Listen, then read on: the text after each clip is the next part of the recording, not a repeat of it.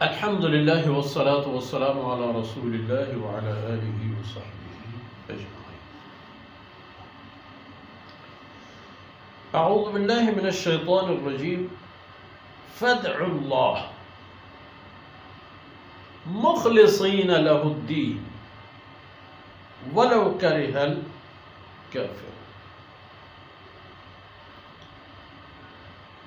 هو الذي يريكم آياته وينزل لكم من السماء رزقا وما يتذكر إلا من ينيب فادعوا الله مخلصين له الدين ولو كره الكافر. سبحانك لا علم لنا إلا ما علمتنا إنك أنت العليم الحكيم. رب اشرح لي صدري ويسر لي أمري واحلل عقدة من لساني يفقهوا قولي واجعل لي وزيرا من أهلي. گرامی قدر بھائیوں، بہنوں اور پیارے بچوں، هو الذی یریکم آیاتی، اے بنی آدم، یہ تو اللہ کی ذات ہے کہ یریکم آیاتی، تمہیں دکھا دیتا ہے. اے بنی آدم، تمہارے لیے کھول دیتا ہے، ظاہر فرما دیتا ہے آیاتی، اپنی قدرت کی نشانیوں کو.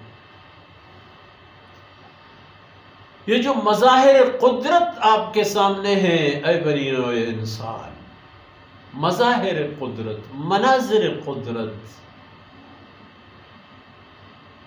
یوریکو، اللہ رب العزت تمہیں دکھا دیتا ہے.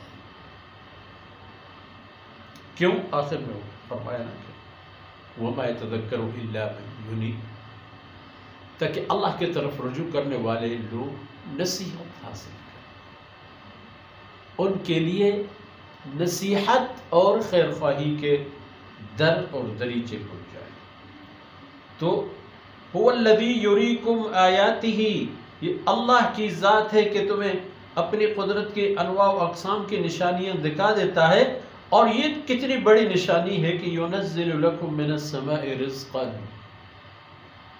آپ لوگوں کے لیے، مخلوقات کے لیے، تمہارے لیے اے انسان ہوا اپنی مخلوقات سمیت، یہ اونٹ، یہ گھوڑے، یہ حیوانات، یہ چرند پرند، تو تمہارے ہیں بنی آدم، تمہارے کام کی چیزیں ہیں.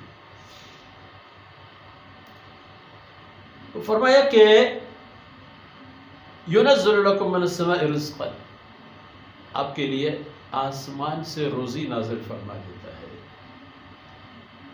ایک جو تم لوگ دیکھ لیتے ہو بارش کی صورت میں، وَجَعَلْنَا مِنَ الْمَاءِ كُلَّ شَيْءٍ حَيٍّ، پانی کی بل بوتے پر ہر چیز کو اللہ فرماتے ہیں ہم نے زندگی کی. ایک تو چشمدید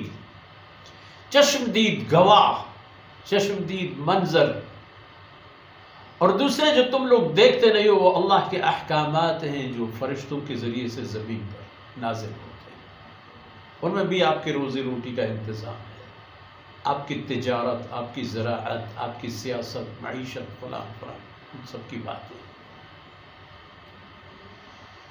اللہ اکبر. وما يتذکر الا، تو پھر مگر یہ نشانیاں تو ہیں مگر ہر کے لیے نہیں، الا من ینیب، جو لوگ اللہ کی طرف رجوع کرنے والے ہیں یہ ان کے لیے نصیحت ہے.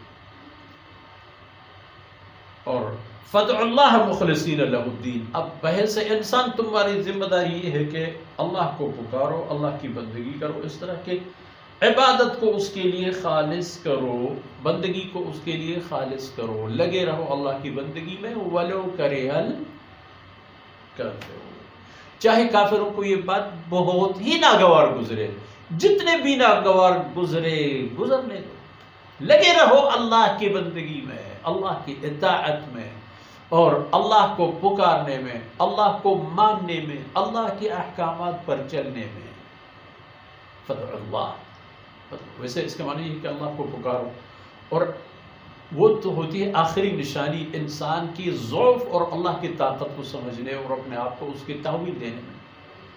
تو اللہ رب العزت ہی کو پکارو، بندگی کو اس کے لیے خالص کرو، چاہے کسی کو یہ بات اچھی لگے یا بری، تم لوگوں کو یہی کچھ کرنا ہے. اور ان معروضات کے ساتھ ہی آج کی باتیں اختتام پذیر ہیں. وصلی اللہ علی نبینا محمد وعلی آلہ وصحبہ.